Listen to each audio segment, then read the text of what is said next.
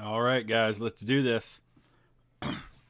Hopefully everything's ready to go here. Started on the live stream page or the giveaway page, but now we're on the game. So make sure if you get a chance to click on the link in the description. That'll take you to the page where we're doing another giveaway today of another key for the game, and I will draw that at the end.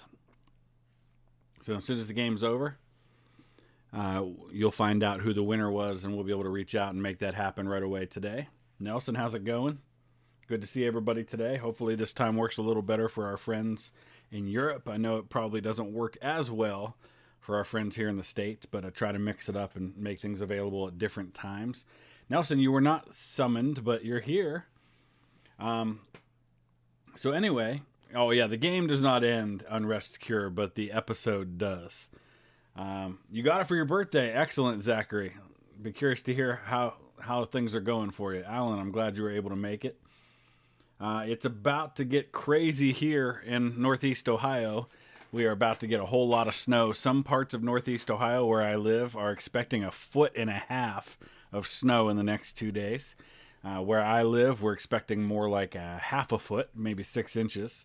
But right now it's just pouring down rain. It's been raining hard all day, but it's supposed to turn over to snow this evening, and we're supposed to get a bunch of it. So it's going to be interesting. Oh, Keith, you already got the snow started there? I know it's headed our way.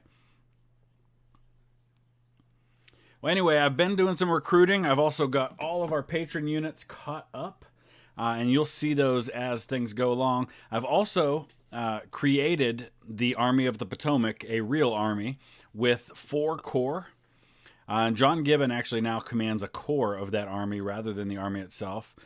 Charles Dodge actually has command of the Army of the Potomac, and he's got fantastic stats. So we are not going to change that.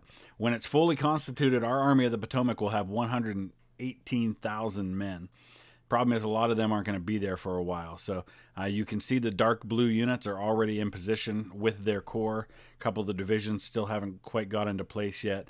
We're doing a lot of recruiting. Every one of my corps has 2 divisions of infantry, a division of cavalry, a division of artillery. Now, not enough artillery quite yet, but we'll eventually get more. And Army of the Tennessee is here. You can see what they've got so far. When they're all constituted, they'll have 50,000 men. Mountain Department now has a cavalry division that will be under the command of Phil Sheridan. Their infantry divisions are under Winfield Scott Hancock and Brigadier General Holder Place. I don't think that's supposed to be a real person, but we'll let's see who else we can put in there instead. George McCall is an interesting choice, actually, because my great-great-great-great-grandfather was actually an orderly sergeant for George McCall during the Peninsula Campaign. Was actually running a message between McCall and General Reynolds when Reynolds was captured. Reynolds was a brigade commander under McCall at the time, but he's not real good. So we'll give it to Oris Ferry. Who else do we need to look at here? Those are our main armies. The Mountain Department near West Virginia, the Army of Tennessee, Army of the Potomac, and then we've got our Department of the Ohio and the Department of the West. Department of the West under John Wool out in St. Louis will have 35,000 men when everyone's there. Department of the Ohio under McClellan in central Kentucky has about 43,500 men when everyone arrives. Some of these units, though, are not going to arrive for some time. So it's going to be interesting to see what happens for a little bit. This Army of the Potomac will move. Correct. Not McClellan in charge. McClellan's in charge of the army in central Kentucky. I figured that was a safe place to put him. He's got really good stats for training an army. So I didn't want to remove him completely. But he's only got about half of his total force right now, 23,000 men. And he is withdrawing because we had to withdraw from that last battle. Convention held in London. News arrived from London where the European superpowers, Great Britain, France, and Spain, have called a convention, which is an effort to extract repayment of debts from the president of Mexico, Benito Juarez. So that doesn't have a lot to do with us right now. He gets a training army. That's about right. Yeah, there are randomly generated names in this game, as well as all of the existing ones. Now this army, this Confederate army is just absolutely massive. They've got 90,000 men here in Kentucky. So we're probably going to have to send the Mountain Department under Irvin McDowell to assist just to have a chance, which means we kind of have to leave this army uncovered and hope that he doesn't make a move up toward Pittsburgh. Numbers right now, Confederates have 442,000 men in the field. I've got less than half of that, but I do have a lot on the way. Evening Chips. Hope all is well in the UK.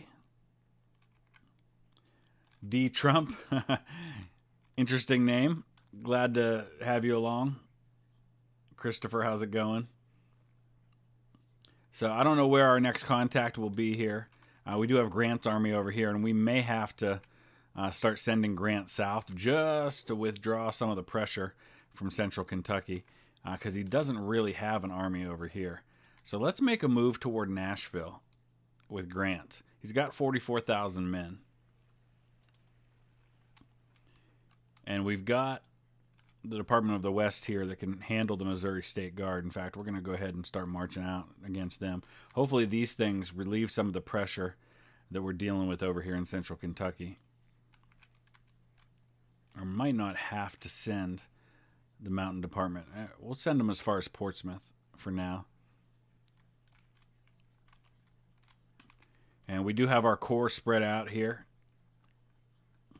I'm not quite ready to make a major move with the Army of the Potomac yet. But we'll at least move them into northern Virginia with a couple of the corps. If I can find where the other corps are. I think they're all in Baltimore.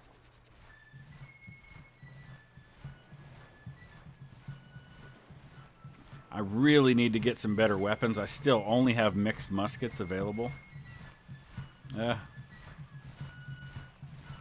don't want to exchange units with the fort.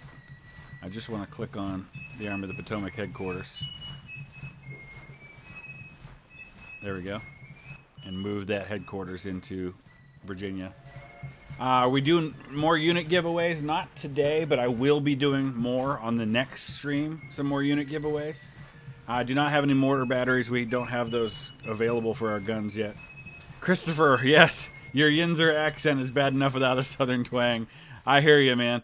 I spent a lot of time. I was actually just in Pittsburgh the other day, and which is funny because right now there's a travel advisory.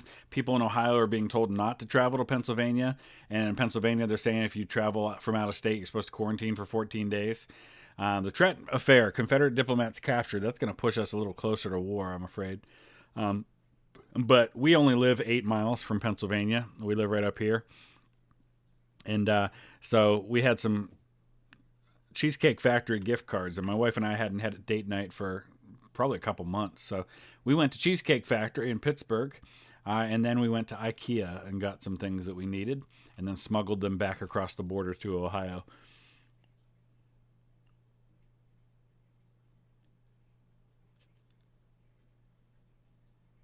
Yeah, Zach, I think they're going to deal with the recruiting thing.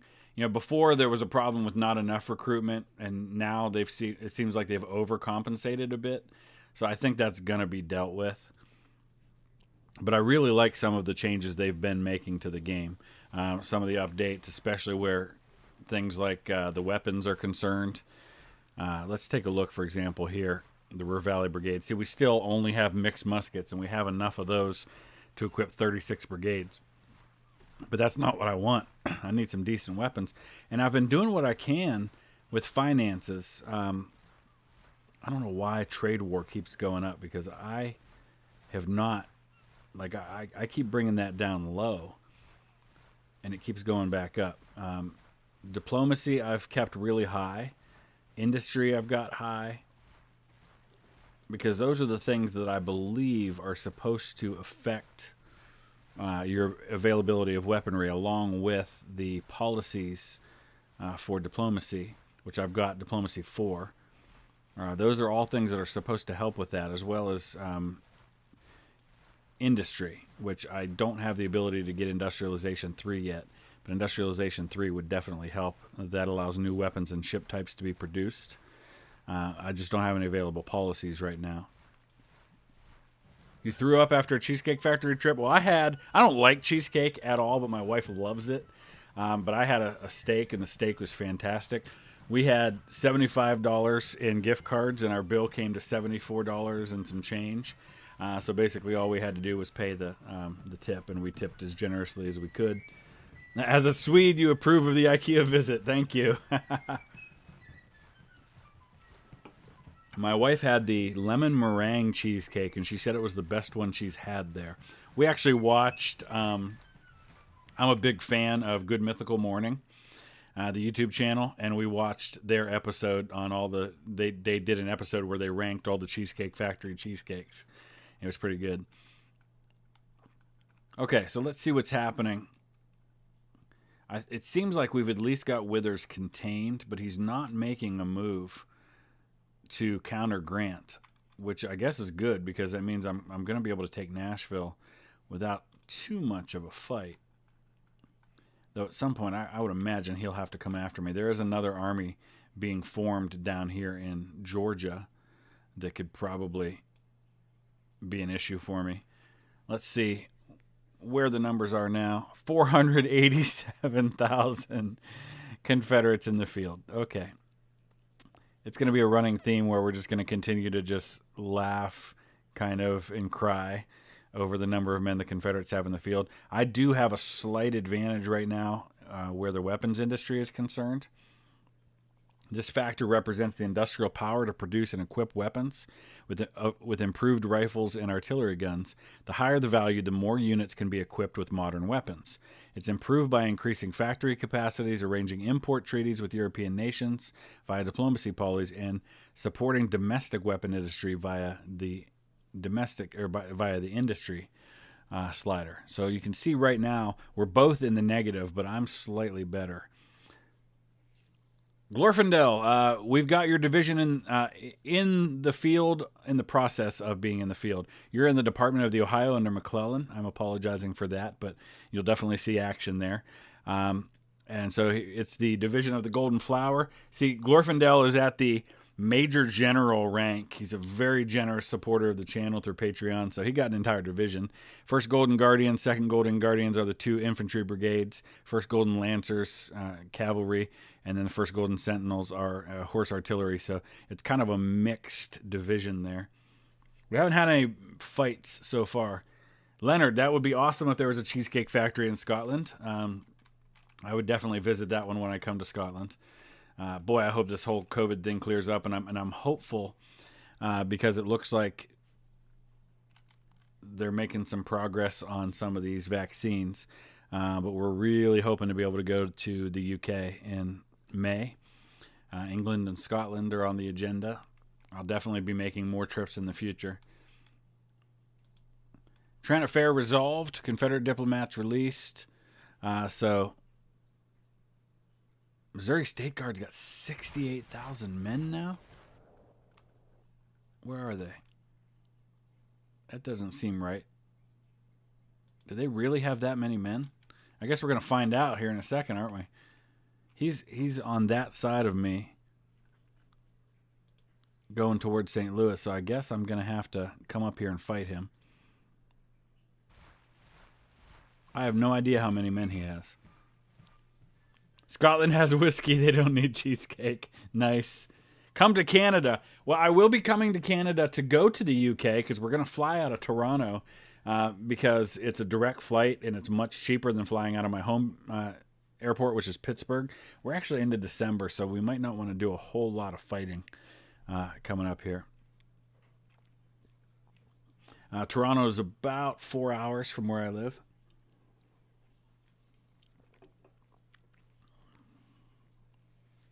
Toronto doesn't count as Canada. All right, we're going to get back to St. Louis. Missouri State Guard's not actually there. That was just an estimated location. We don't actually know where they are, but they're obviously not there because we didn't engage them. Withers is still sitting tight in southern Kentucky. He is not making a move toward Grant as Grant marches on Nashville. Let's see what's happening here. And he did pull, the Confederates pulled out of Maryland as well, so that's helpful. As long as that army, I don't know where that Army of the Northwest is, because that's a question mark, which means we really have no idea what he's doing. No, Phil, we're doing another giveaway. The link is in the description of this video. And I will, in fact, let's take a look here. How long's left and how many people have entered so far. We've got 31 entries. There's 87 minutes left. So I'm going to be drawing that at 4 o'clock Eastern time. So in about an hour and a half. And that'll be when we end this stream today.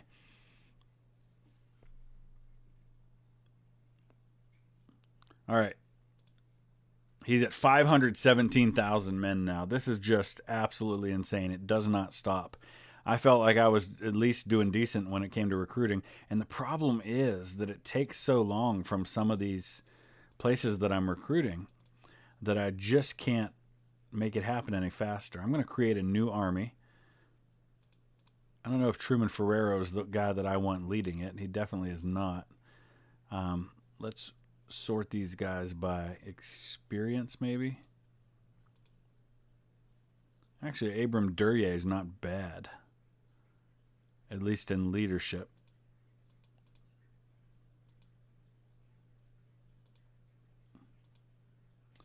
That's even better. Joseph Roberts, I think, is going to be our guy. This is going to be a division-size army for now. But see, I just don't have a lot available, and the places I do have them available are from the same states where I've been recruiting, which means it's going to take them forever. See, 90 days right now to get a new unit from Pennsylvania. I wanted this to be a bigger force than this. Oh, it's Fort Montgomery, that's why.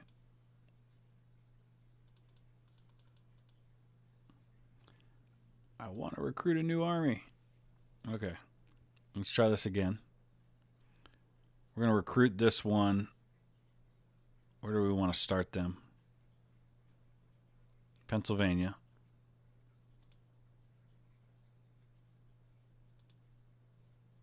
Now I got to find it.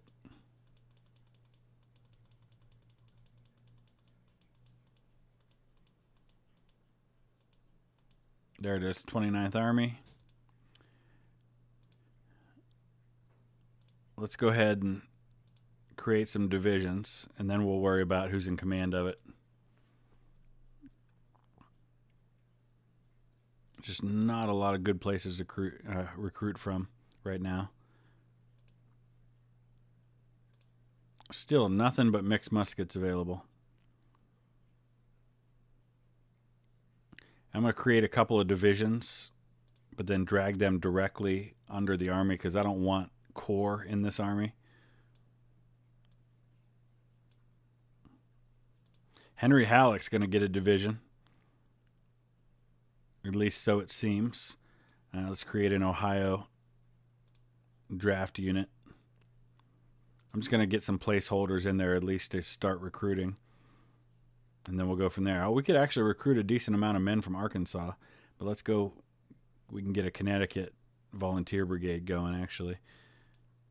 And then let's get some artillery.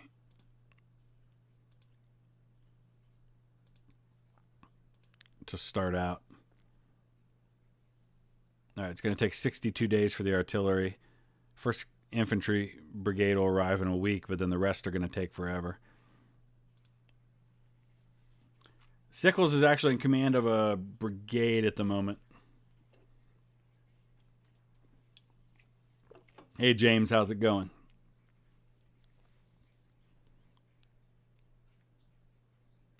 Can't have a unit of Yankees from Arkansas. Oh, it happened. It definitely happened. There were Yankee units from Louisiana, from Tennessee, I believe from North Carolina.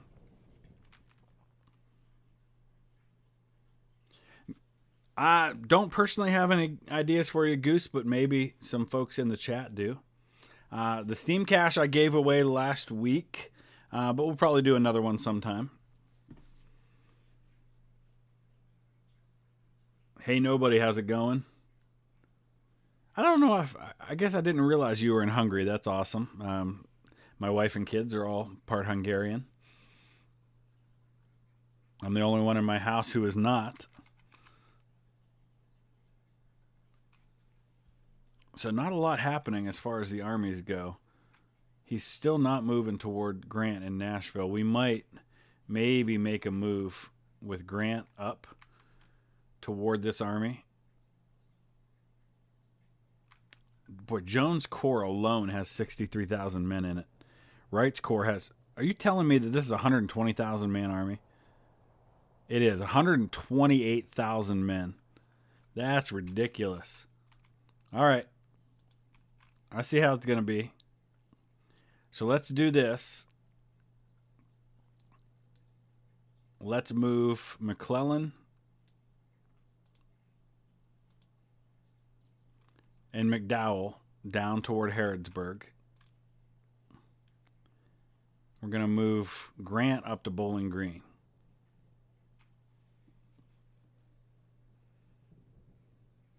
I think von Steinwehr's with the force in the Trans-Mississippi Department under Wool. I'm tempted to even bring him over.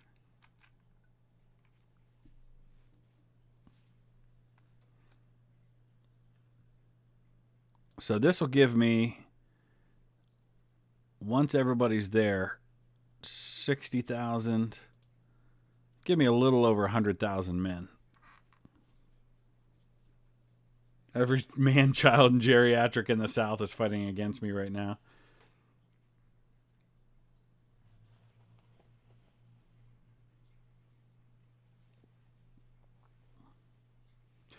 Jeremy, no, we haven't gotten that far on the tutorials yet. And anybody who's asking, if you don't have the game, if you do want to see my official tutorial that's in the game, the first of at least 3, probably more, it's available on Grand Tactician's YouTube page, which you can go check out and you can subscribe to them. But they've posted that official video on their page. But it's also available in the game when you go to tutorials. Missouri State Guard in contact with the Department of the West. So that's where our first combat's going to happen today. A Christmas Day 1861 battle.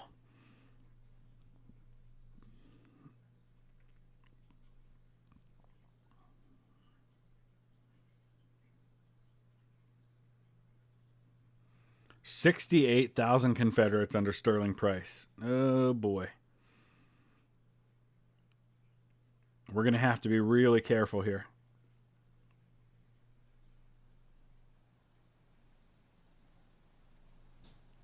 Appreciate that, Goose. No Christmas truce. That's right.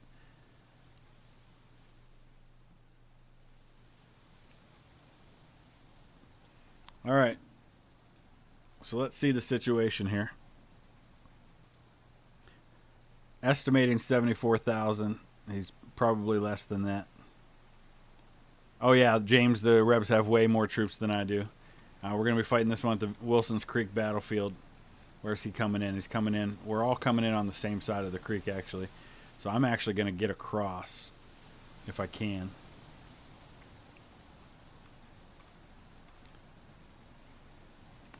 That's right. We fought up here before on this battlefield. We're going to have to...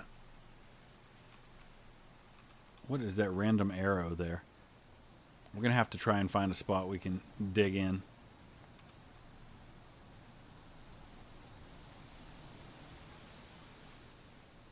And try to fight this guy on our Christmas Day battle.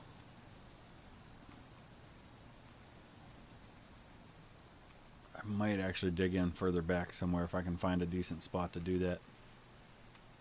I'm just looking for some good terrain, a good place to defend.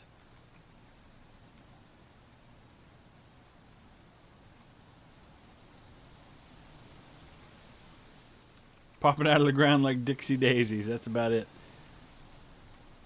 This is actually... Oak Hill's a pretty good spot.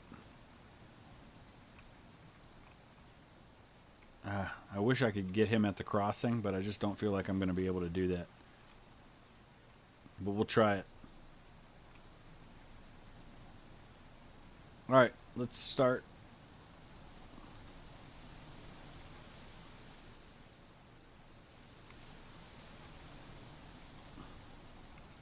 I got to keep my force together as best I can.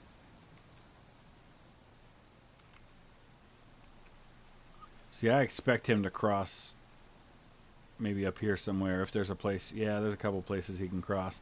Let's send the cavalry up there at least. Manning force.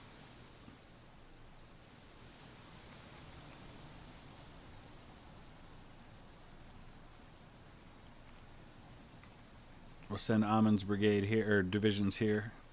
Division there. Ezra Matthews is going right here, I guess. We'll hold McLean's division there. Bring in some artillery up on this hill. And we'll start to dig in as soon as we can. Sterling Price is in command of the south of this one.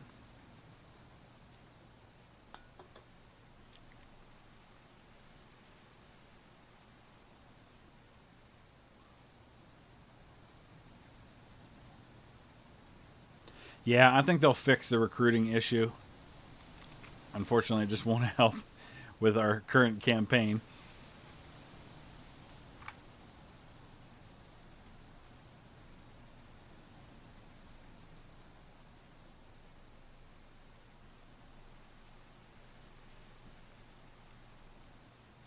Oh, I've been conscripting, Goose. I've already been digging into the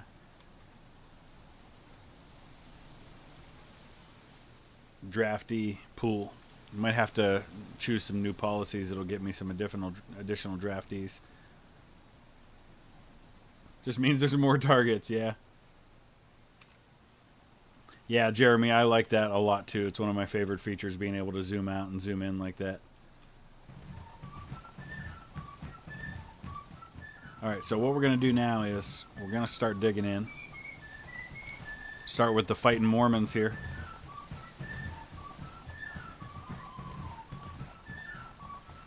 Really have no choice but to dig in.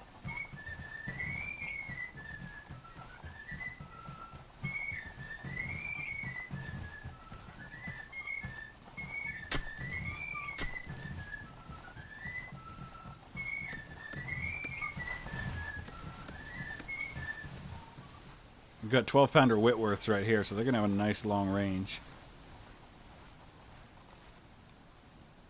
Got the Oregon Volunteers. Let's get them up there and working on the fortifications as well.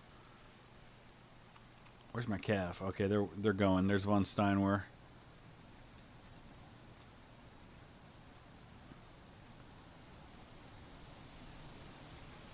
The snow flurries, yes. Look, 70,000 present carriers, each one wanting to gift their rifle to ours. Yeah, the problem is the Confederates' weapon situation isn't any better than mine. Oh, Glorfindel, what happened there was occasionally you'll get a glitch on the report. The South hadn't actually recruited 900 million. The number just glitched out. I've had that happen a few times as well. The Battle of Edwards Cabin, yep. Okay, so we're getting up here now. I'm assuming they can cross right there. So we're a little thin here, and I'm not real crazy about it, especially if he hits me there.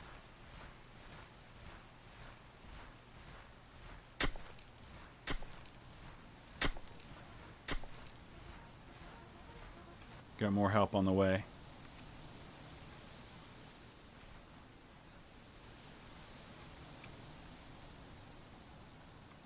And we're going to send the cav up here just to watch this crossing. Just going to take them a while to get there.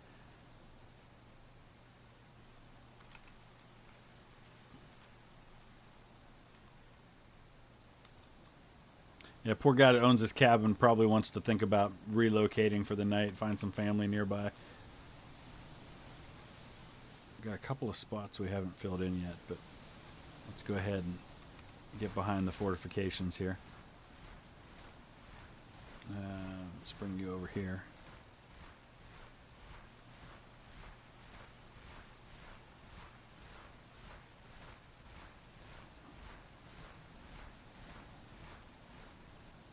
I really hope he hits me at Edwards' cabin, but I don't expect he will.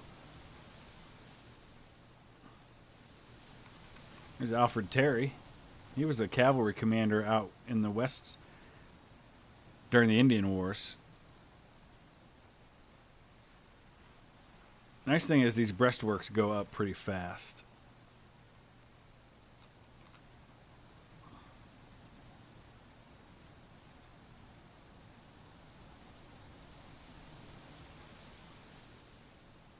Those ones are actually not finished yet.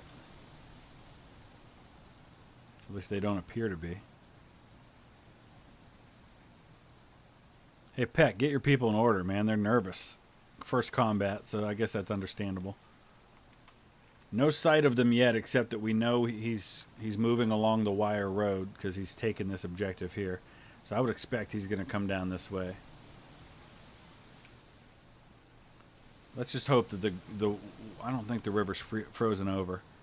Okay, because in the winter that can happen. In this game, the water can freeze over and they can just walk right across anywhere. Yeah, the troops will build the breastworks. You have to give them the order to do it once you lay them out.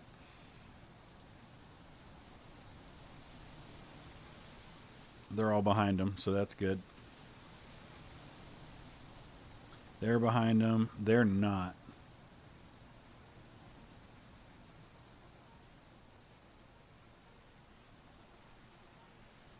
I don't know what's going on here. There we go.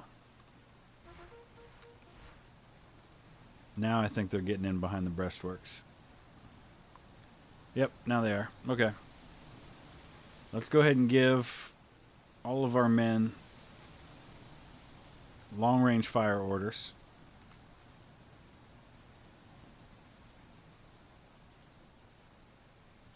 As good as that does with the bad weaponry that a lot of our units have.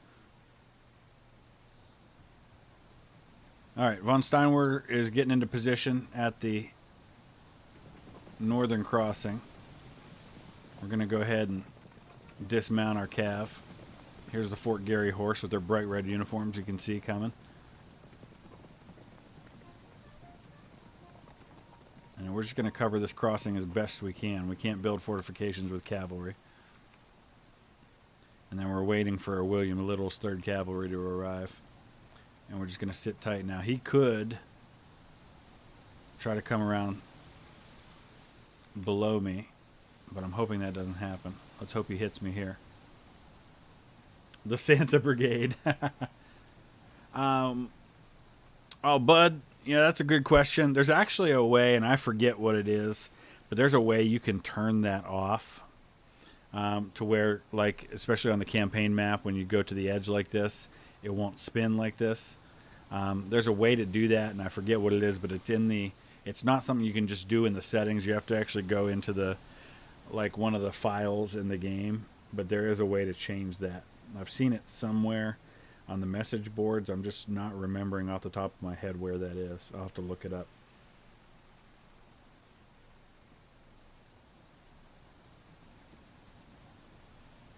Okay. So let's start speeding up time a little bit until we spot him. I'm not going to advance and try to find him. Okay.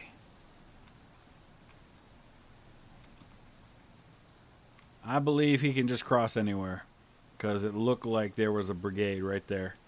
I spotted for just a second. Yep. That is a major problem.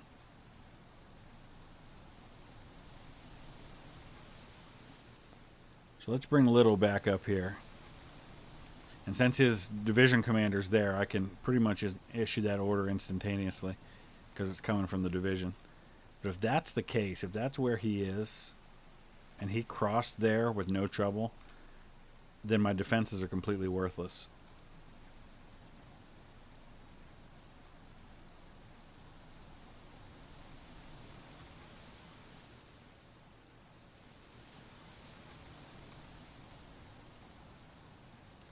Yep, he's crossing right there. Okay. Well, that's a problem. Let's pause for a second. Here's what we got to do now. We should have pulled everybody out to begin with and just dug in on the top of this hill, I guess.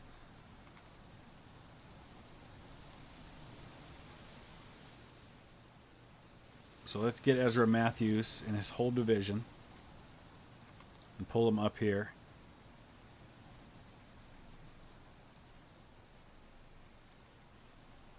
Hey, Grand Tactician. Yep, it's the ice. I mentioned that a little while ago, that I was afraid that being Christmas, that we were going to be dealing with an ice issue, and that they'd be able to cross anywhere. That bit me once before. I've been hookered. Yeah, we're going to bring the Cav down. Of course, he's got me more than 2-to-1, so no matter what I do, I'm going to have troubles. I'm just going to have to hope that I can maybe deal with part of his force and not the whole thing.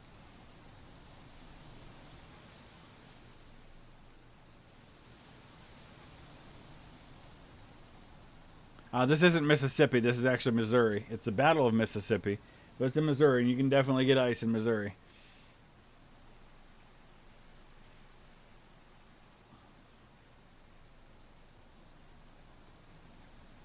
Where's my army commander? Wool's right here. Okay. It's going to take a while for that order to come from the division. So I'm actually going to order individual brigades over.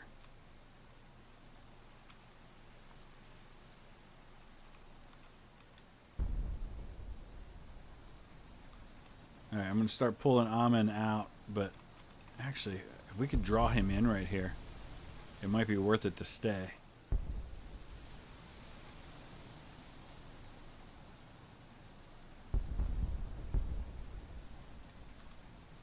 Let's slow down.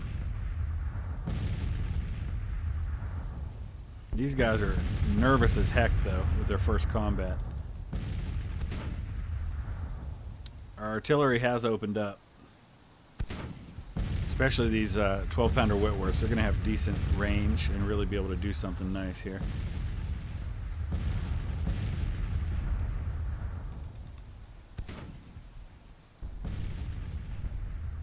Not enough range there is the problem.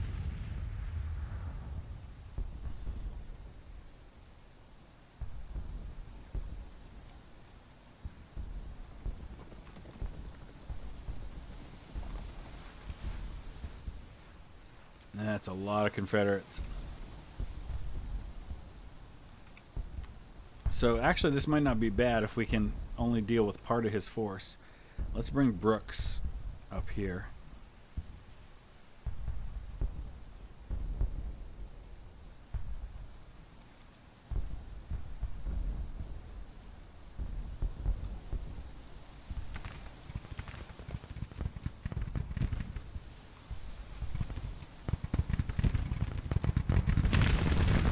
Okay. Oh man, this is a problem because we're in his range, but he is not in mine. Because I've just got those muskets.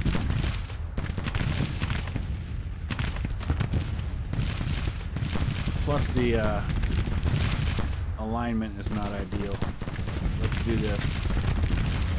Let's quickly throw up some breastworks while these guys are under fire from artillery. Do I have anybody with long range? Okay, these guys have rifle muskets. They'll be able to hit him. I'm in his range because he's obviously got some decent guns with this cavalry force here. But we're going to rectify that right here, because Brooks' Oregon Volunteers will be able to hit them. So will these guys if I get them down there. They've got the mini P-1851s. Oh, geez. He's getting ready to cross with everything he's got. Long range. They've got Enfields there.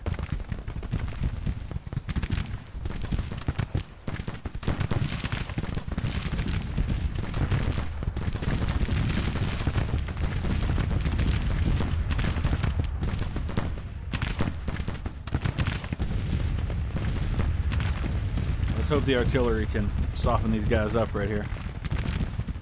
We're going to have to bring McLean's whole division over. I'm going to do it one brigade at a time, though.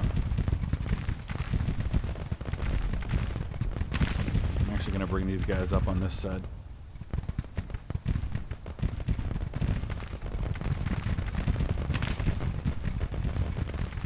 Oh, see, would you have to go and teach the AI to upgrade weapons for? No, I'm glad they can do that. I'm just not glad at this moment they do that. Now we've got Tibbets up on this hill. Let's do the best we can against this overwhelming Confederate force we're dealing with.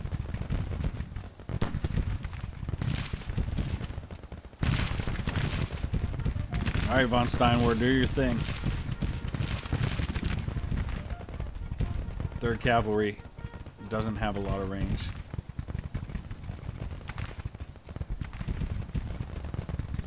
Nor does the Fort Garry Horse. And we got Tibbets making his stand over here. Though we're going to get him some help as quick as I can.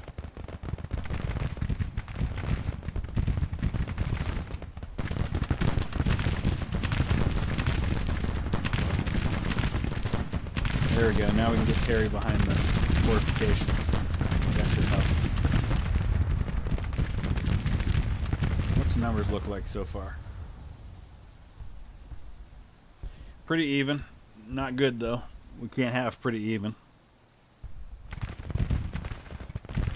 Press on, my boys. Press on. My cavalry's gonna get cut off.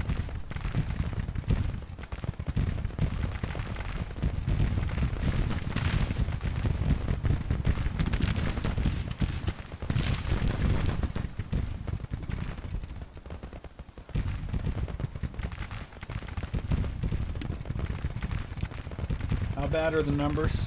He outnumbers me a little better than 2-1. Here, I'll show you. Strength report here. My estimate is 72,000 for him, and I've got about less than 31,000. Yeah, I'm going to probably have to withdraw. I want to try to inflict some casualties on the way. And then we might have to hunker down for the winter, get a draft going, and try to ramp up our numbers. I don't think I need to quite withdraw yet, though.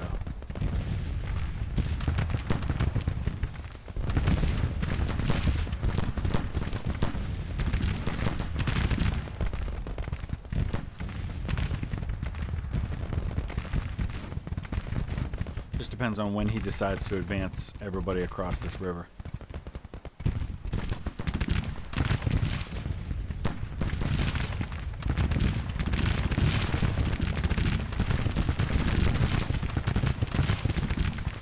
Any more Delaware units? I don't think I can get any more Delaware units at the moment.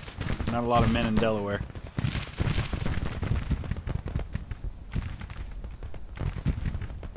Alright, Doolittle, you get over here.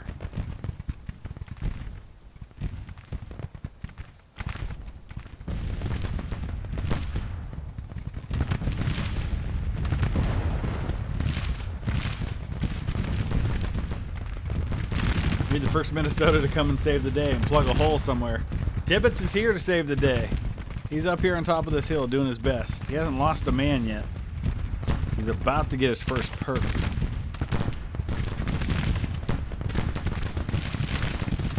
Von Steinwehr also hasn't lost a man yet.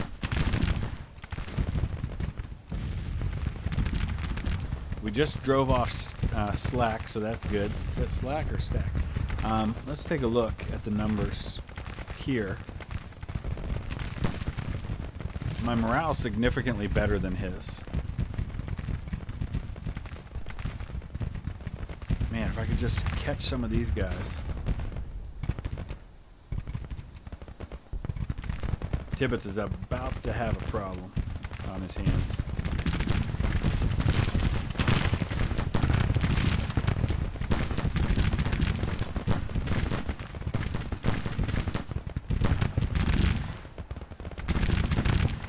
Battle for KFC.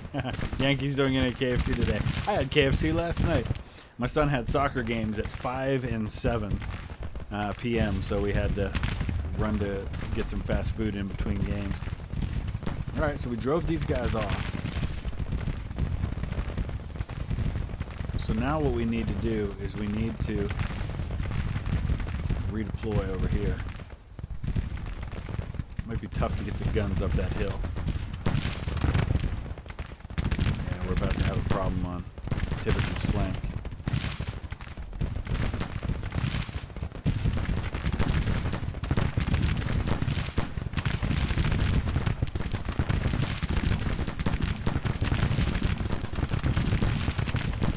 Tell you what, the boys are holding their own on the hill.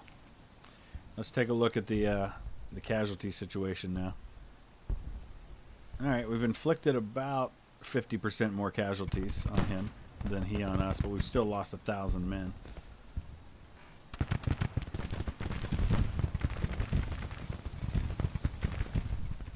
Man. If we could just drive into his flank here, I might be able to move the guns without having to go up the hill.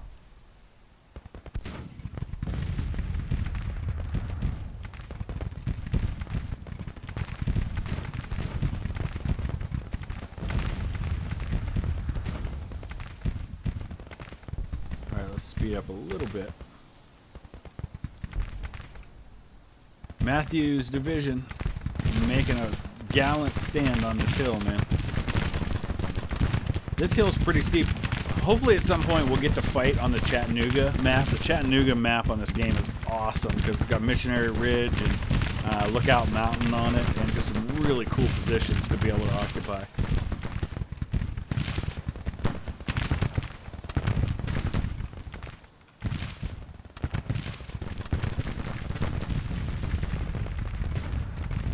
Okay.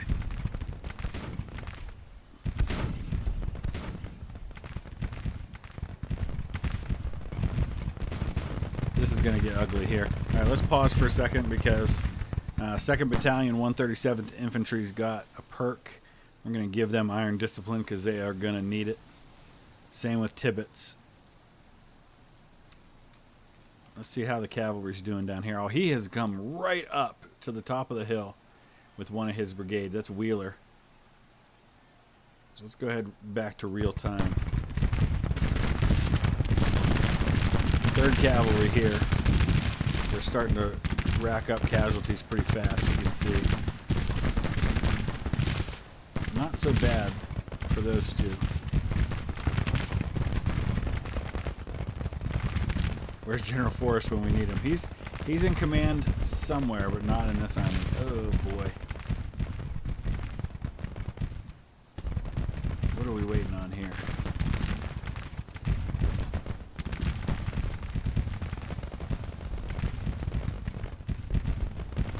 Need to get up there and relieve some of that pressure. Is Brooks still shooting it out with these guys? He is.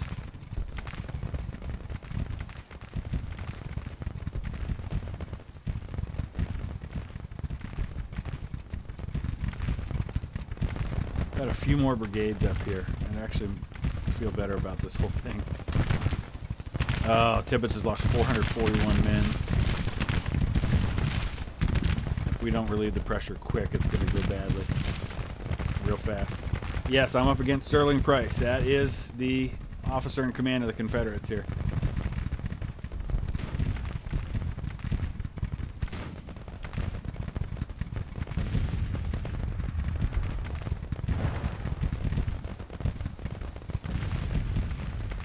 Here, I'll show, let's take a look at the overview. We can see the commanders here.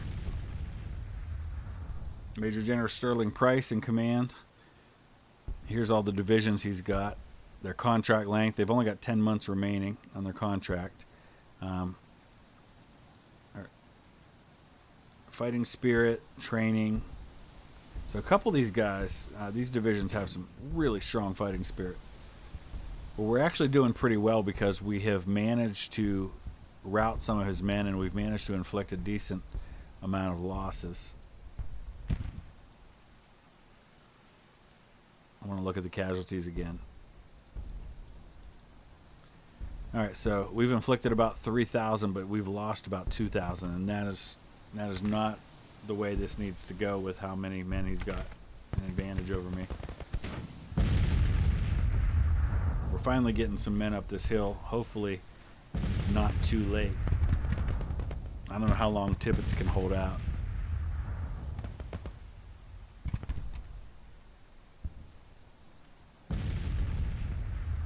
Yeah, I would agree 100% with what Grand Tactician said. The battle AI has come a long way. We know it still needs work, but that's why this is an early access game. The experience overall is just tremendously better than it was when we started. These guys are definitely on top of things and making the game as good as it can be. All right, Doolittle. Who got wounded? Tibbets was wounded. Oh. A gallant effort, Tibbets. Duffy's hanging on best he can. We need Doolittle to start opening up on these guys.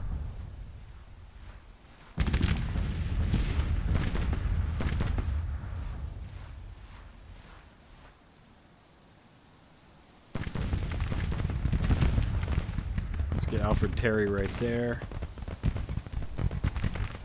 We need Peck up here. I'm afraid Tibbets isn't going to hang on long enough. Hey, Brian, what's going on? Phil, balloons are a perk that is available at the strategic level. So core armies have perks. And at the core or army level, that's one of the perks you can get, which allows you to see more of the battlefield.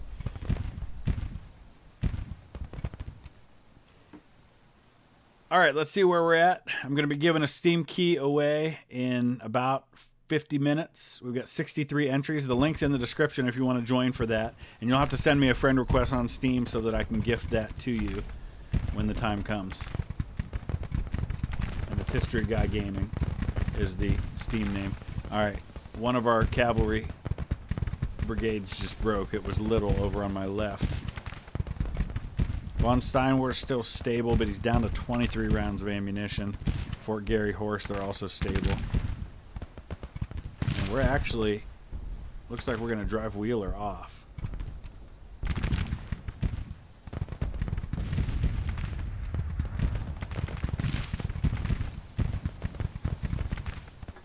Yeah, I agree. I like that we're able to get these full army sizes in here. And Brother Badger, I agree too. And they have said, in case you're wondering about for your PC, they have said, and I can concur with this, that a good processor matters more on this game than a good graphics card. Because it's processing so many things with all these units, etc., that you want to have a decent processor even more than you want to have the best graphics card. But both are obviously helpful. All right, we're still showing as indecisive. And we just broke Parsons. So that was what we were hoping would happen. My last stand on the hill may work out after all. Tibbets just broke. No! I needed him to hold on just a little bit longer. All right. If Tibbets breaks, then there's not a lot we can do but withdraw.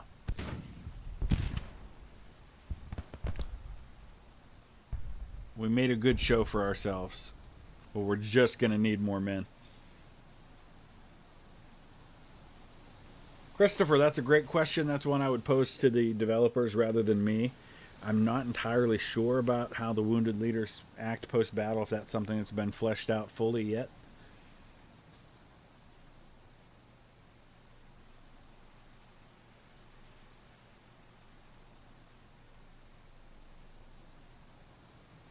There you go. All right, so we've got 25 minutes till withdrawal. Man, if Tibbets could have held on a little longer, I feel like we could have maybe turned a few more units.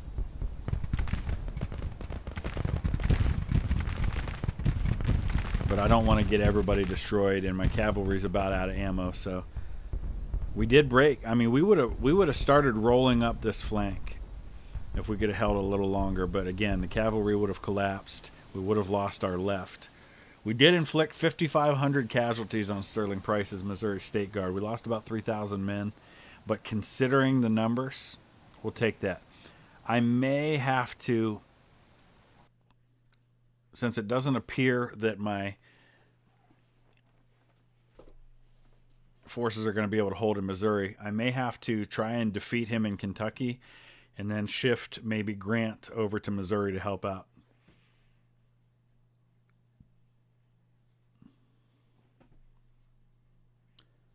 Yes, Guan, Epic History TV and History March. I am very familiar with both of those channels. Excellent, both.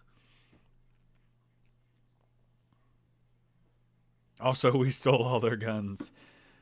I need some guns. Desperately need some weapons.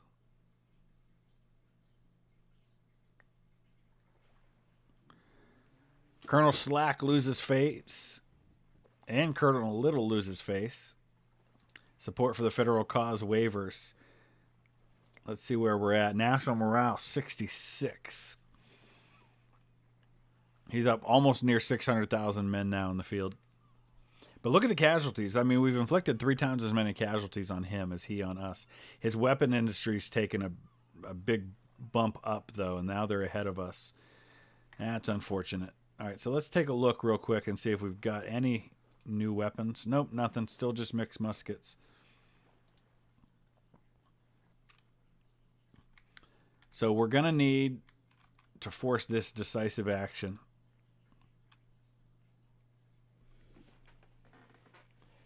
Dennis, I recommend buying it now. That's just me personally, because it's very playable now.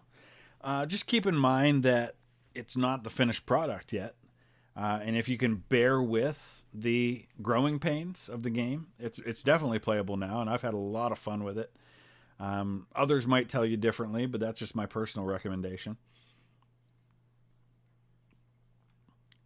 But just be prepared to have a learning curve.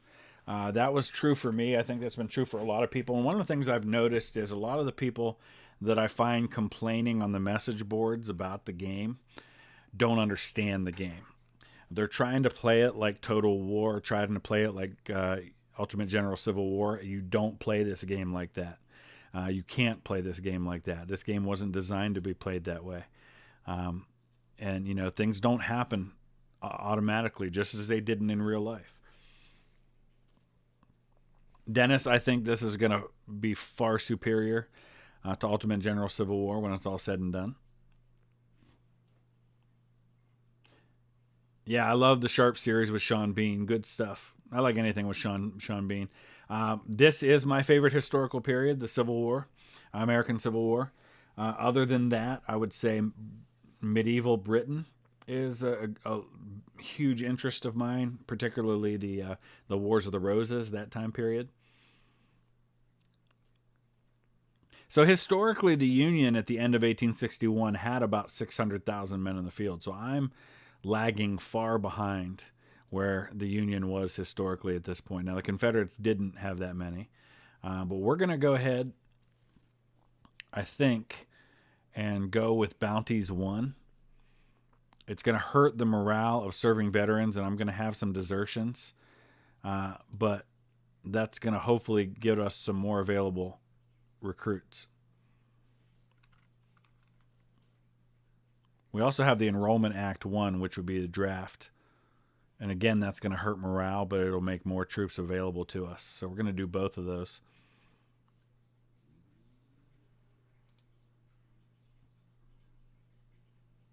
Grand Tactician, I am on aggression level 3 for the Confederacy. I didn't want to go all the way to 5 because I wasn't sure if that would cause him to start invading the North like crazy.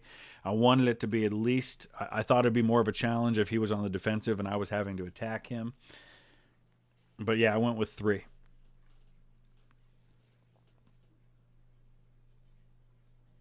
I don't know, Trisha, nearly as much about those wars as I should. My starting policies...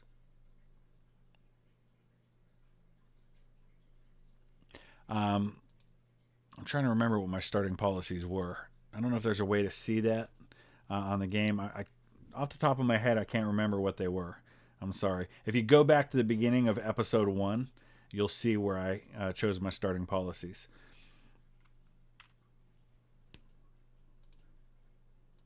Let's see where we're at on available recruits at the moment.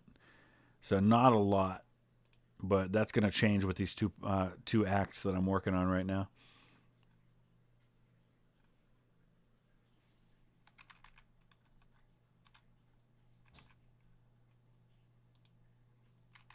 All right, we're waiting for our force to gather in central Kentucky, where we're going to have this massive 200,000 man battle when the time comes.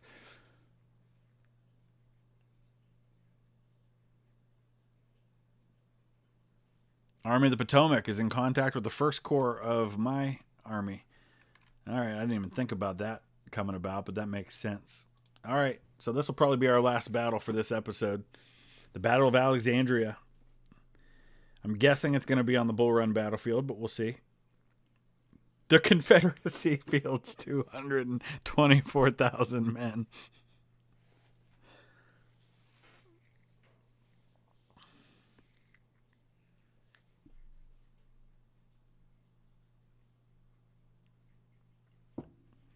I've got 83,000. We'll see what the numbers are as far as when the troops are going to arrive for each side.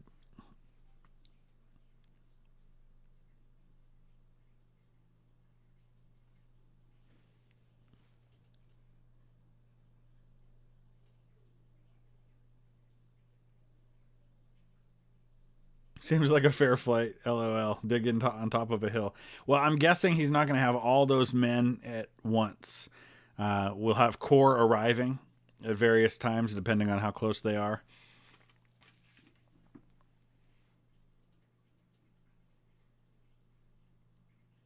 Another battle to determine who has the real Army of the Potomac. Yeah, so historically, at this point, the Confederate Army, they were originally called the Army of the Potomac. Eventually became the Army of Northern Virginia in 1862. So we are fighting the Battle of Alexandria on the Bull Run battlefield. Let's take a look at the numbers. So we start out with him having 56,000 and me having about 27,000. I've got a lot of cavalry eventually that'll be here. But what we want to see is under the condition report when the reinforcements are arriving. 16 hours for the First Corps. We've actually got two First Corps. I've got to rename those corps now that I put together a new army. My Fourth Corps under General Sherman is arriving in 17 hours. Let's see his.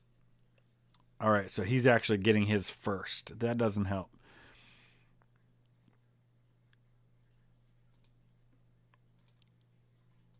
So I don't know how aggressive I want to be here.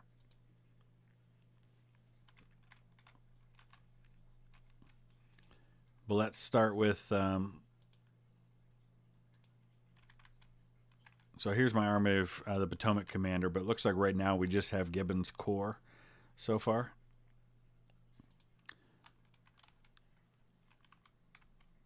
And where's he coming in? He's coming in up here.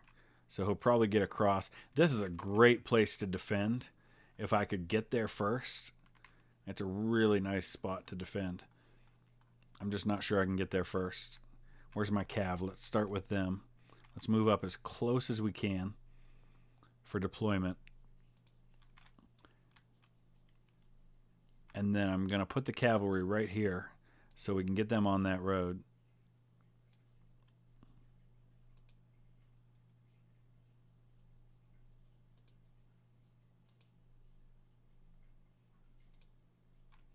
And then we're going to send the cav up there as quick as we can.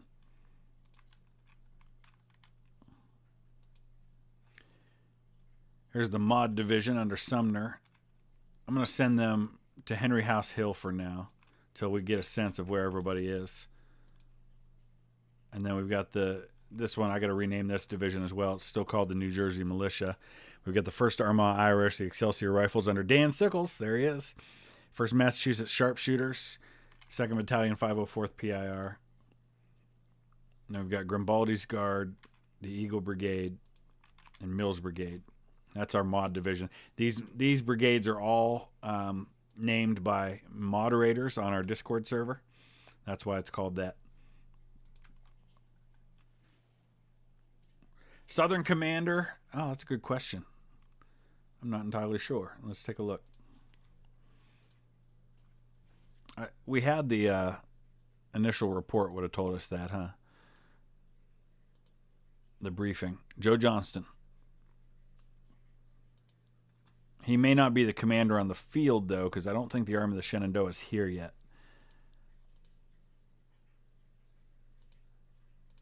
So let's take a look at the overview. Army of the Potomac is under the command of Philip St. George Cocke.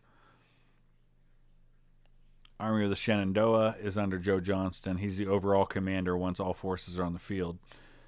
Hampton Division under John Magruder.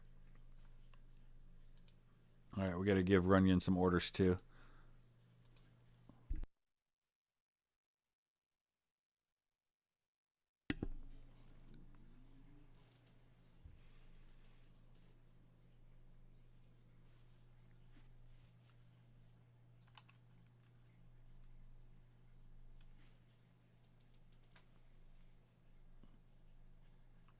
Yeah, Phil, you make an interesting point about whenever you're reading about a battle, and you read about the number of men on the field.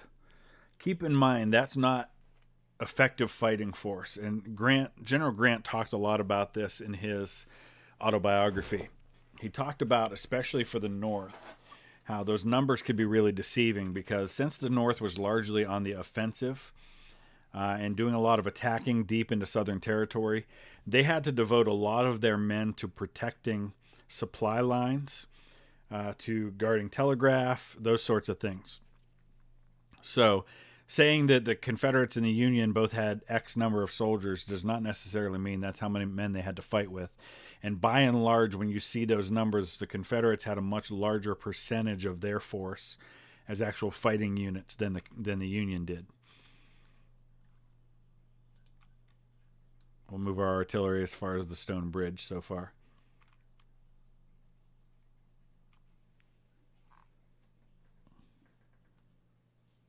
Hey, VLSG, what's going on? DK, I didn't start till about 2:15, so you only missed about 45 minutes. We're going to go till 4 o'clock Eastern, so about another 35 minutes or so. And then I'm going to be drawing the winner of the CD key or the Steam key that I'm going to give away.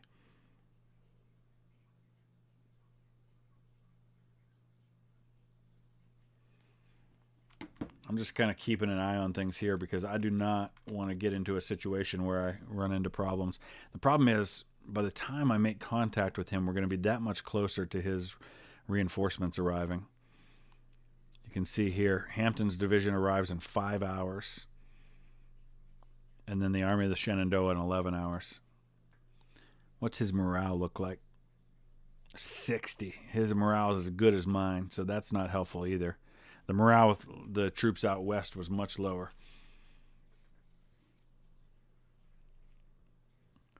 Yeah, Grand Tactician makes an excellent point too. Those are estimates whenever we look at enemy numbers, and I like how they said that McClellan numbers. That's a reference to the fact that outside of Richmond during the 7 days battles, General McClellan was constantly reporting vastly inflated numbers that he thought he was facing. And he kept wiring back to Washington saying he needed more men, that he was facing this huge Confederate force, and he really wasn't. So those numbers that I see are what my commanding general thinks there are. And even though I may know that he doesn't have that many men, my men are going to act as though that's how many men he has, because that's what they think.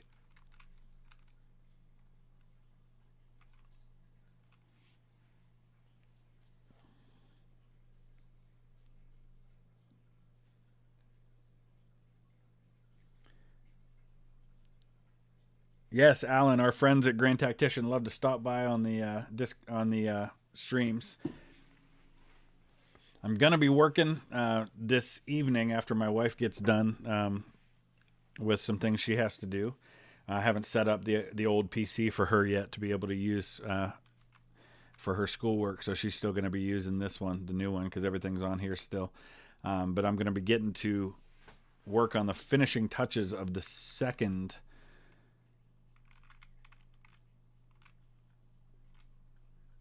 tutorial for this game.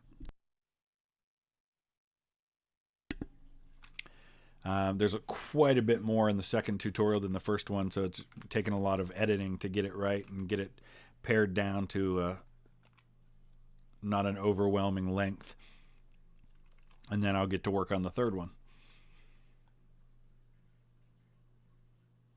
All right, so it does look like we are going to make it with our cav to the place we want to defend. He may be holding back because he's no over here too. Darn it. All right, so that puts a hole in my plan because he's going to be able to come at me from back here as well. So we're going to have to send at least one division up here to Groveton. Doesn't give me a lot of great options.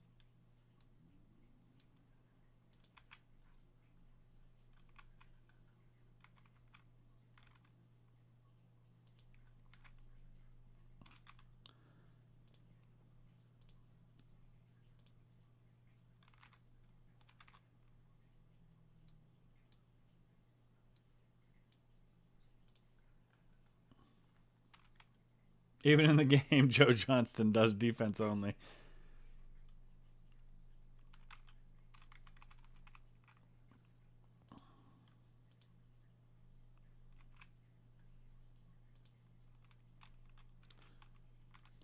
Well, let's hope, Grand Tactician, that just a few guys doing this in your free time, that this does well enough for you to make this not your free time and make this your paid time. Because I know once this game's polished and ready and it blows everyone away with how awesome it is, people are going to be excited about seeing what the next Grand Tactician game is going to be.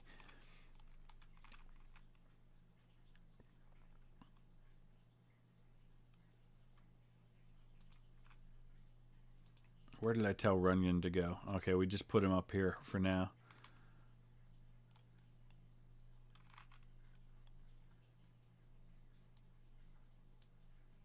We'll send him over there.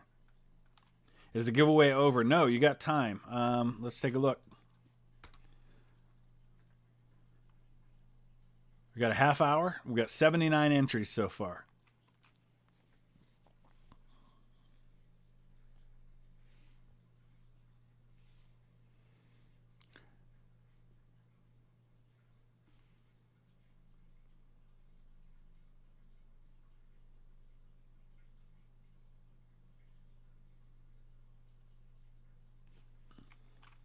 All right, still no sign of the rebels, but we've got to be getting close to his reinforcements. 3 hours till the Hampton Division arrives. My goodness, and Hampton Division's got 58,000 men is our estimate anyway. Army of Shenandoah is going to be another 45,000.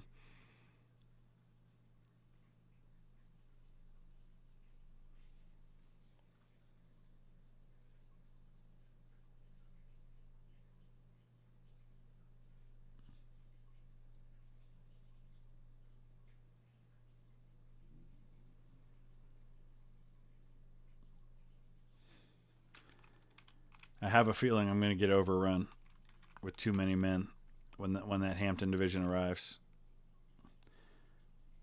Let's venture out and see what we can see. Forgot to mount up. Oh, they're mounting up. Okay.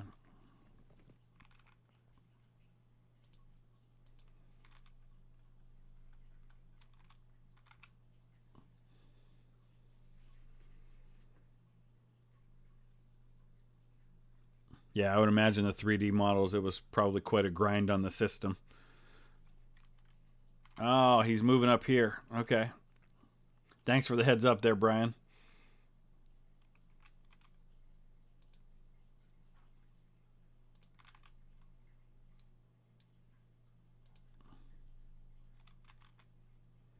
So he's not up here anymore. He's moved over this way somewhere.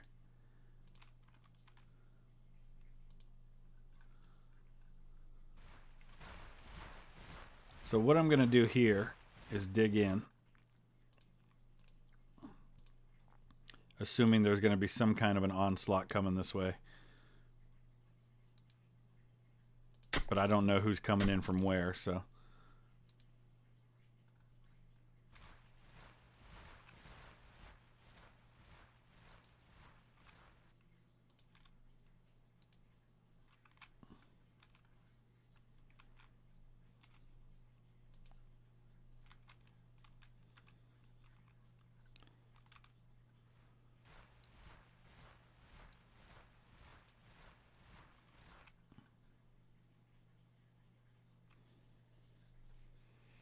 Next War Thunder stream.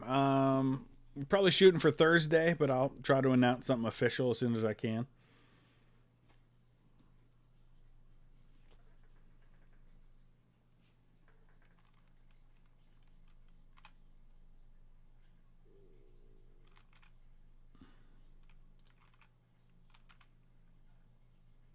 So we're going to send him over here now and see what we can see about the enemy.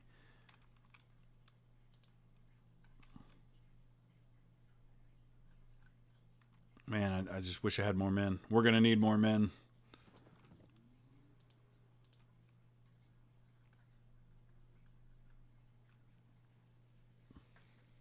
War selection, we might have to do some on our own at some point.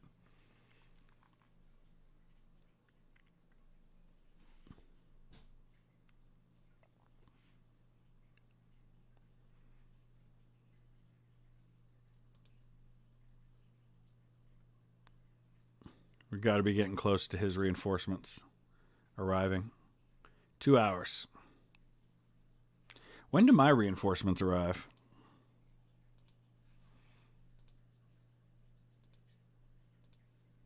Not for 11 more hours.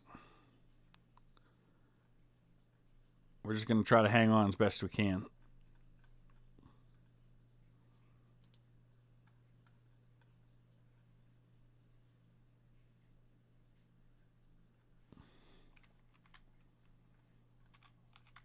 So I'm going to put these guns up here.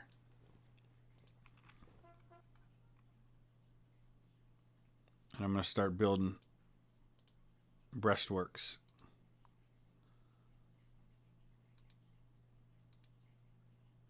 Along here.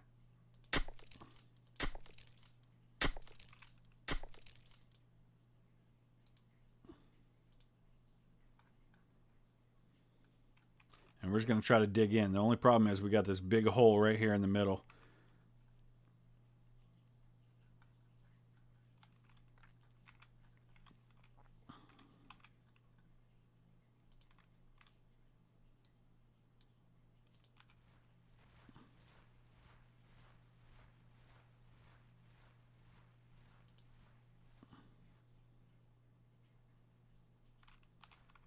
Hendrix, no, but I will.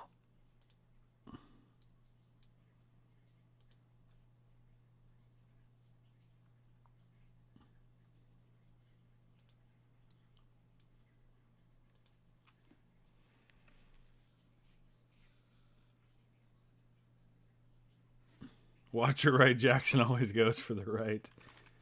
Is that Santa's Helpers Artillery Brigade? No, it's Nelson's British Volunteers. Got a little bit of red in most of our mod force. The Eagle Brigade's just about to get their first perk. Mills Brigade. And then Grimbaldi Guard here. I'm guessing the reinforcements are going to come in from right there. Still no sign of him. He's moved all the way over here now. That's a problem. Let's keep pursuing.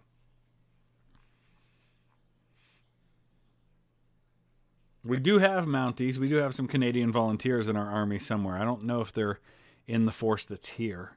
We've only got a third of what's coming. I can't remember where I put those. We got the Irish Brigade, Lafayette Sons. Those are our Frenchmen. 51st Highlanders, 1st U.S. Sharpshooters. I know one of our units is Canadian Volunteers. And there they are right there. They're in Sherman's 4th Corps. They're arriving in 13 hours.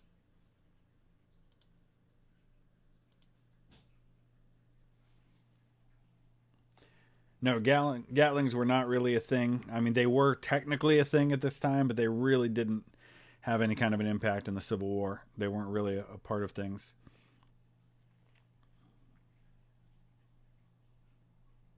Interesting.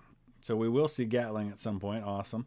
Um, Dennis, the way the perks work is, yeah, the first one comes from experience, but then the perks are earned from there based on what you do with them. So, for example, if I understand this right, Mills Brigade, it has Sharpshooter 1.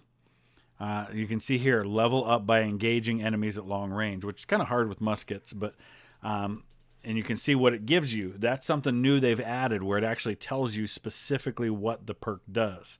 Sharpshooter 1 gives a 10% bonus to accuracy, and it's leveled up by performing the functions of a sharpshooter.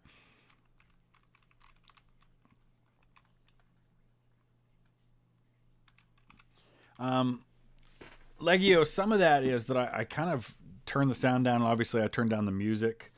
I turn the music off, actually, when I'm making games or making videos, just because of the difficulty in being able to narrate while I'm making videos.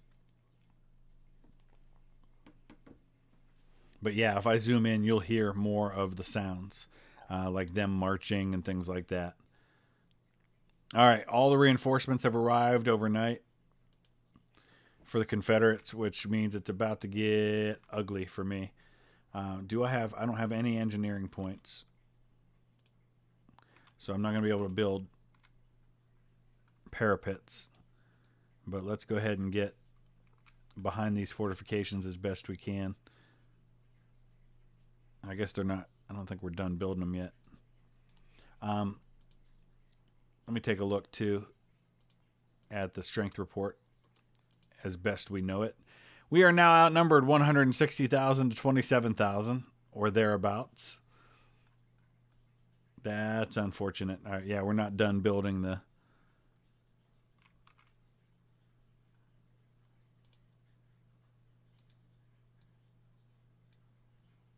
I guess we do have some of it built. There we go.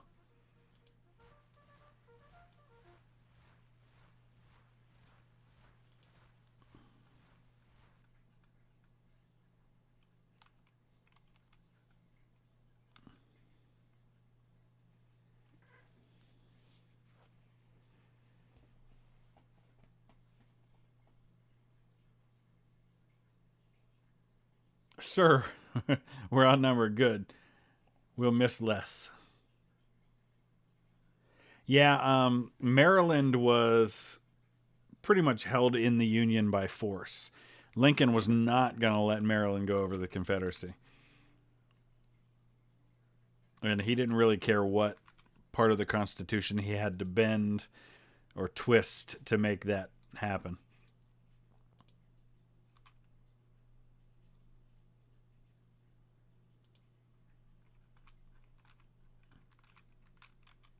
Oh, here come our reinforcements.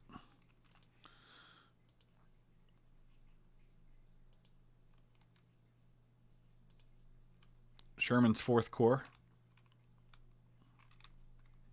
Just looking to see if any of the other ones have arrived yet. Not yet.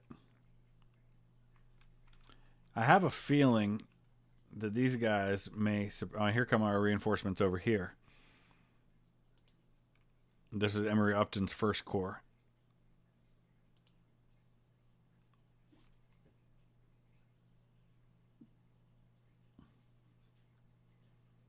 Yeah, Hendricks, that's something I could do at some point.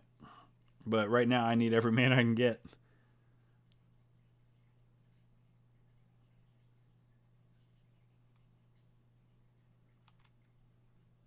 So we're going to let our reinforcements kind of get onto the field here, and then we're going to start placing them. And we really still have no idea where this massive Confederate force is. But at least now it's a little better. You can see my morale significantly lower than his with the new units that have arrived. Strength now. There's 300,000 men on the field in this battle. That's intense. And it looks like some of his reinforcements can come in from right here, which means we may basically be fighting several separate battles.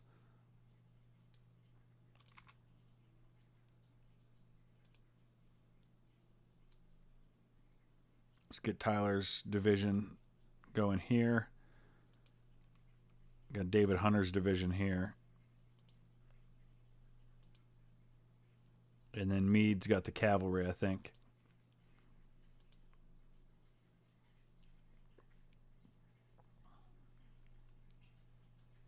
So you're telling me there's a chance, Phil. Alcohol is not yet modeled.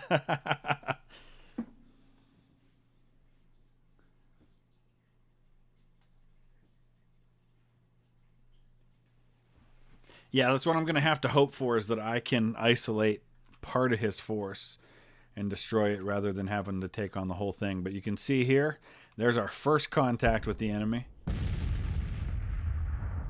So Nelson's British volunteers get the first shots off of the battle with their 12-pounder Napoleons.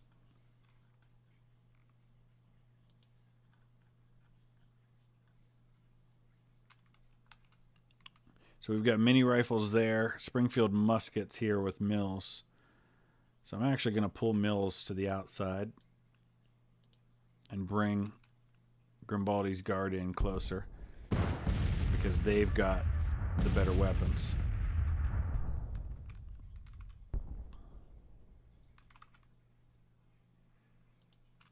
So let's send Cadwalader over here to support. Actually, let's do this. Let's put Cadwalader here, because obviously we're not going to need that position. Let's send all of these men over here.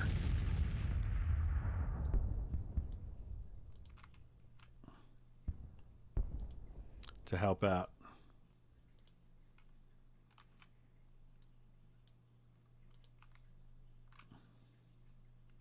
We're going to try to load up wherever we find the enemy.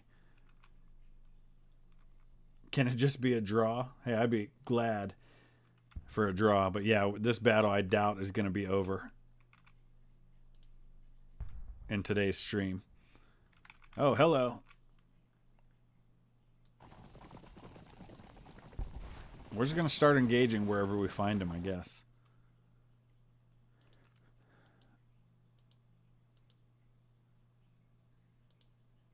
All right, let's get Randall's artillery up here.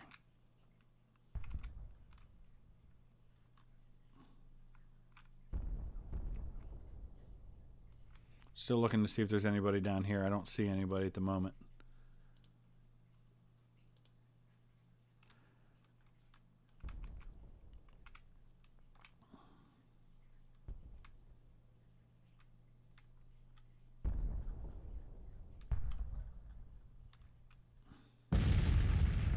Yeah, see, I'm in the way of these other guns firing, so let me shift over here. I want to give those Napoleons a clear shot.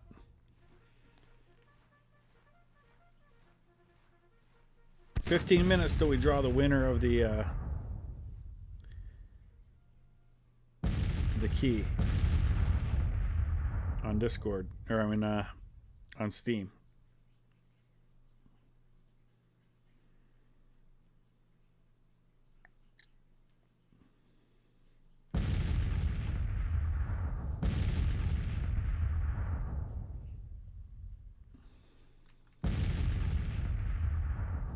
Oh, yeah, he's got a bunch coming this way.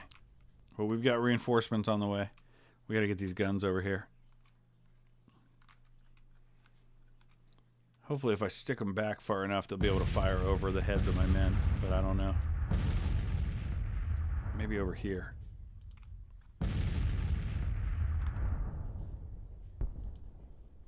These are only 6-pounder field guns here.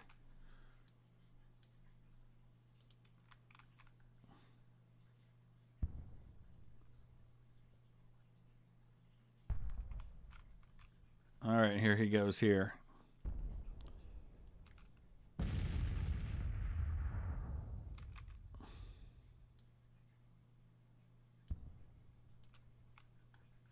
Let's see what's happening elsewhere, because I'm afraid he's going to come up from behind me over here. Where's Meade's cavalry? Let's send them out. See what we can spot.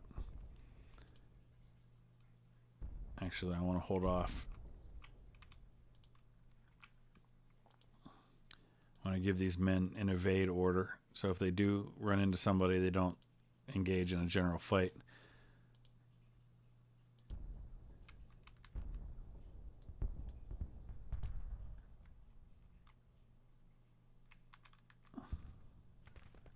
Alright, he sent some skirmishers across here.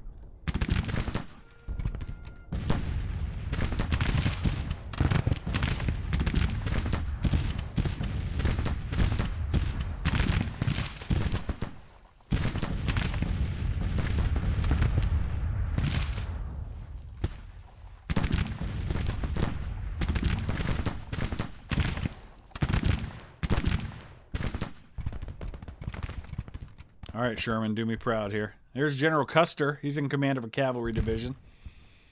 I'm going to send him over here to Sudley Mills just to keep an eye on the center. Oh, yeah. He's loading up over here.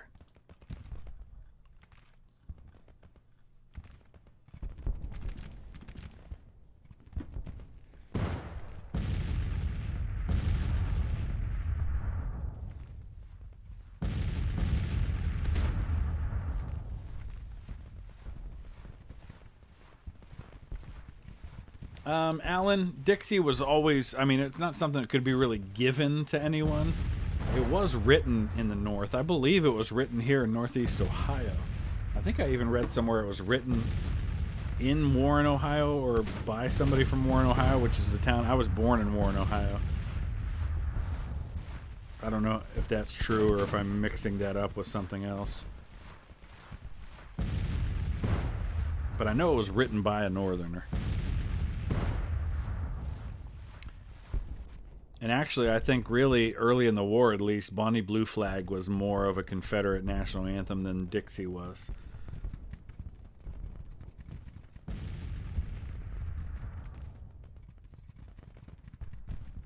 Daniel Decatur Emmett was the guy who wrote it.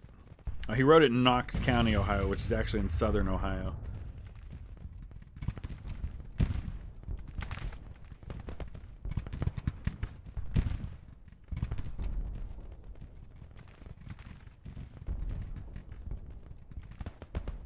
Wrote it in 1859.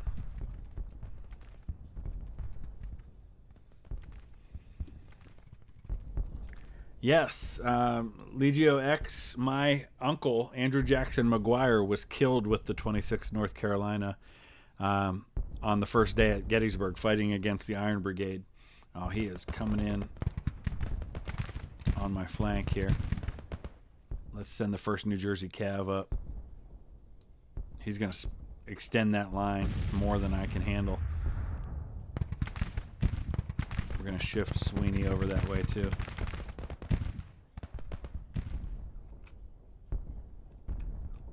Oh man, he's extended right here.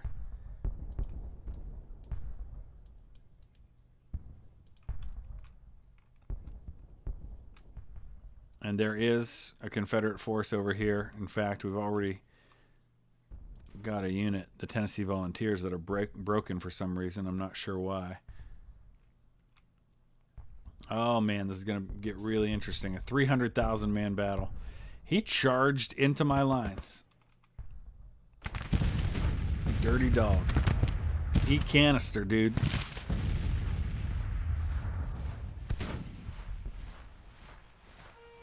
Oh, he's got a feud, that's why. He's like, forget you guys, I'm marching out here by myself.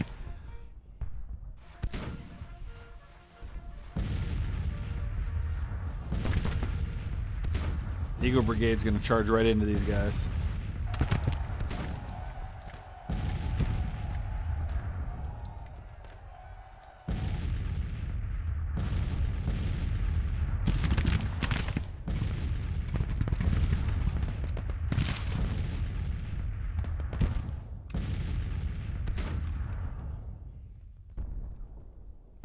All right, we got more guns coming in. 1st New Jersey Cav all the way up there. Let's pull them back.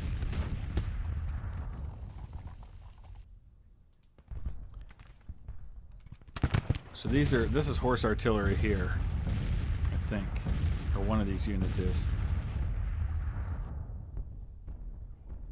Who's Morgan? The Eagle Brigade broke when they got hit.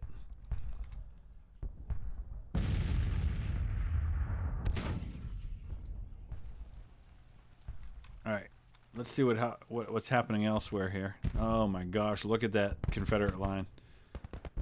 Skirmishers in front of all of them. And we're going to actually hold Custer's men here. At least one brigade. Let's make sure these guys are firing. They are. Alright, I'm curious to know what the casualty numbers look like so far. Whew, pretty substantial. For me so far, that's good. This is actually inflicted casualties, so we've only lost about 151 men so far.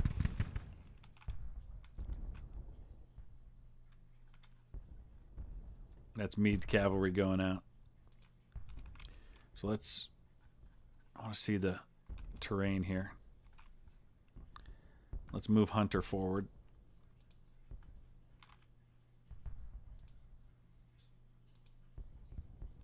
And Daniel Tyler forward.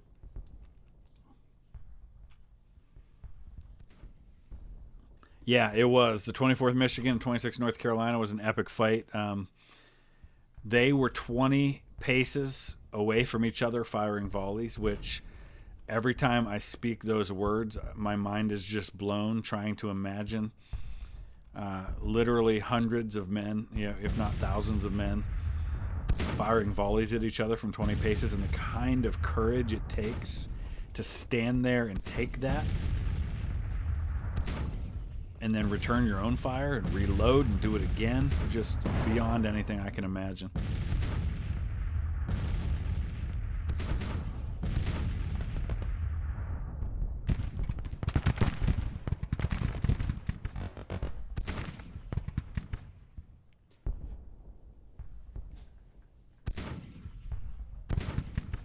All right, looks like Morgan's going to recover. That's good news.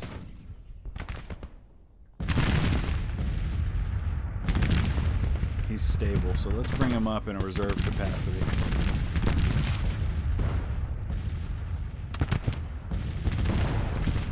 Man, the only thing I can hope is that I can inflict enough casualties to cause a few units to break and give myself a chance.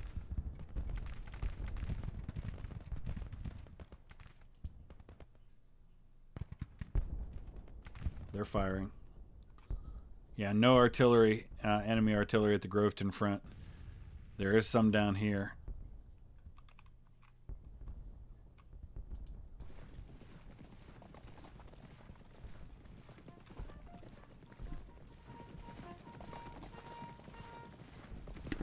Unfortunately, I have to wrap this up in about 5 minutes.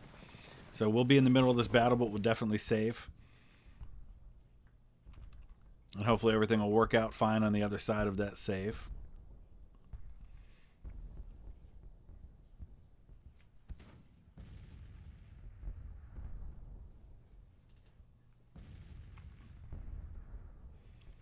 Hey, Etham, what's going on?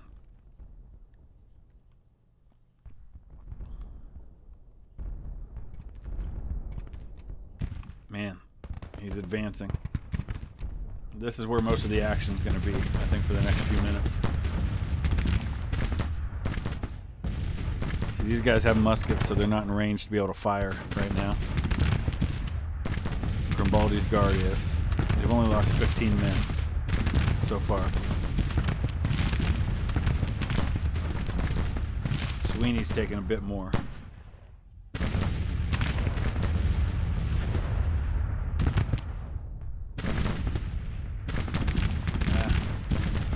Not sure what's happening there.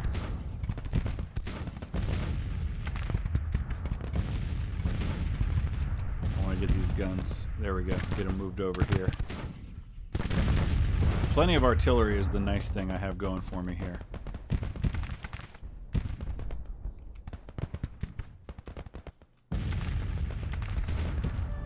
right turned a little bit. There we go.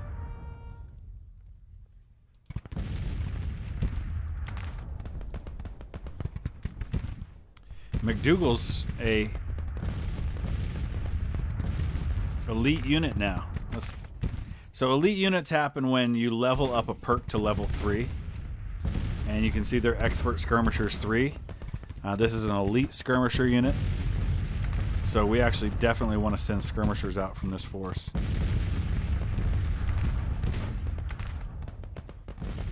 Let's give them an elite flag. They get a second flag when they're elite.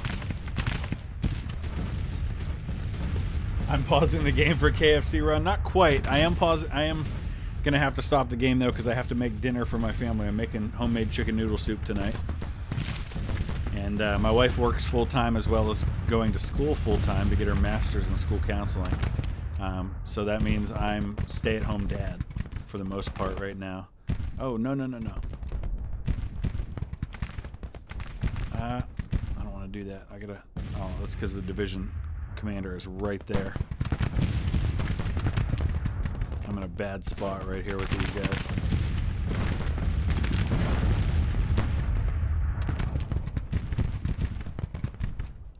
One of his brigades withdrew, as did oh, that's my cav. My first New Jersey cav. Where were they? They were over here on the left. No, they weren't. Where were they?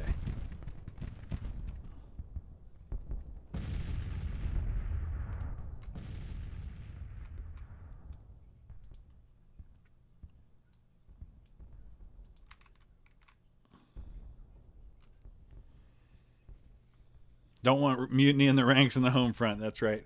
I'm the housemaid. Well, the main thing is my my day job, for anybody who's new to the channel, is shut down right now because of COVID. I speak in schools for a living. I travel around the country. Speaking about kindness, I work for the family of one of the victims of the Columbine shooting. They're dear friends of mine who lost their daughter, who's one of my heroes. Her name was Rachel Joy Scott, and so because of COVID, I'm not able to speak in schools right now, which means I'm home full time. So yeah, we just broke. I had a feeling they were going to break because they were in a bad spot there. They were getting fired on their flanks. So yeah, I do a lot of running. Like I'm going to be running I'm going to be making dinner, and then I'm going to run my son to soccer practice later on. Yesterday we had 2 soccer games.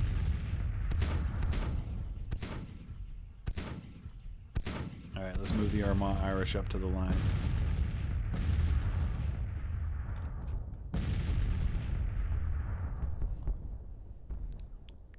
You can see things are kind of moving in his direction because I've had a lot of units route.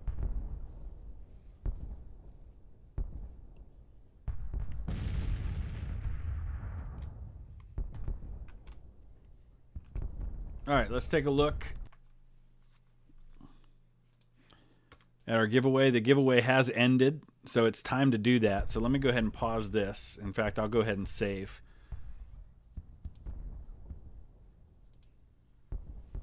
Thankfully, we're able to do that now. So we've got 95 total entries. It's time to draw somebody. So let's go to the winner page. We're going to draw a winner.